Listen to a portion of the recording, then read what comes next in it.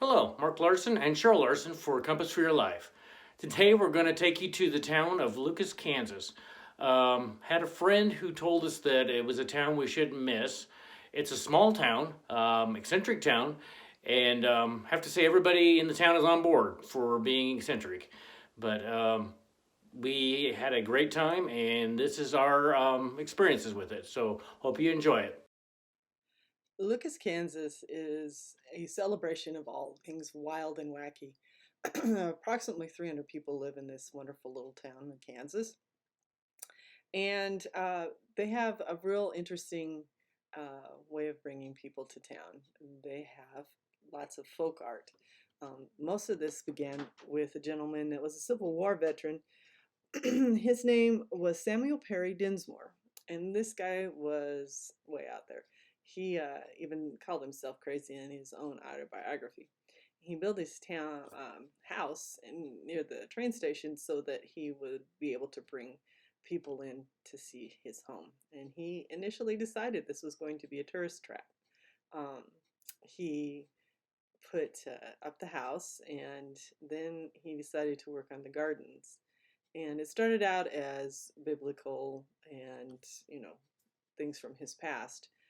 But something happened called the Ludlow Massacre in 1914, which changed his ideas as to what should be out in the yard. He started doing a lot more political things because of this massacre.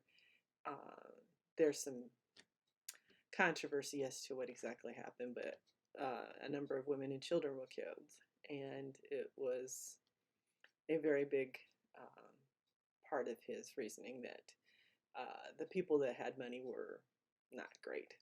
So he started having all sorts of figures in the yard representing capitalists and how they controlled the populace.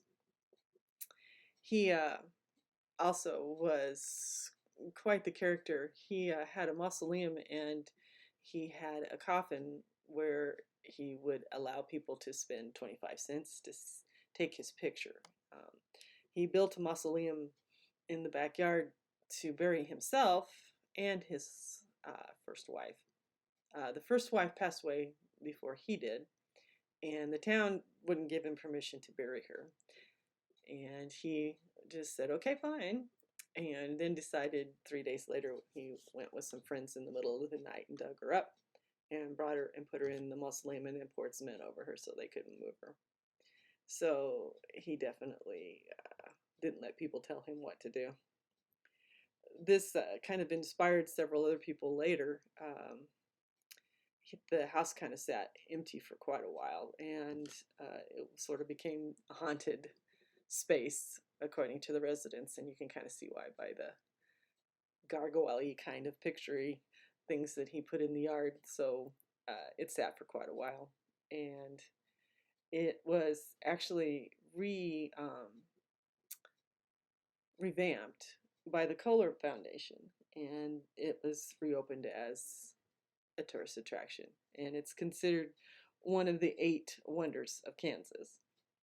Uh, Not only did Dinsmore create, there's also several artists in Lucas who produce many different types of things. There's some folk art that um, chewing gum sculptures and beer tab sculptures as well, with a Volkswagen and wedding dress and wedding suit are some of the things that I remember. There's also a gal named Erica Nelson, and she's got, okay, I've got to read this because it's very complicated.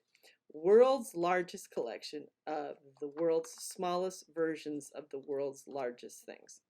And this is a nod to iconic roadside attractions like giant bananas that Paul Bunyan, a world's largest ball of yarn, world's largest ball of rubber bands. And what she does is she goes and takes a picture and then comes home and recreates these. And for instance, the giant rubber band ball, she took the tiny little rubber bands that orthodontists used to use on kids' braces and made the world's smallest ball. And so then she puts the picture of the original piece next to hers. And they're quite interesting. Also, there is the toilet bowl and the bowl Plaza. And this is also a nod to Dinsmore with the cement. People would come to town and have to go to the bathroom, so they decided that they would create something fabulous in the shape of a toilet bowl, and the cement goes up as a roll of toilet paper. And the inside of this is decorated with numerous mosaics. There's a welding mask over the men's bathroom mirror, and there's bottle bottoms that are all over the place on the side that you go into the women's bathroom. In the plaza, they have American folk art. Well, it's fork art. And so they have giant forks coming up out of the ground.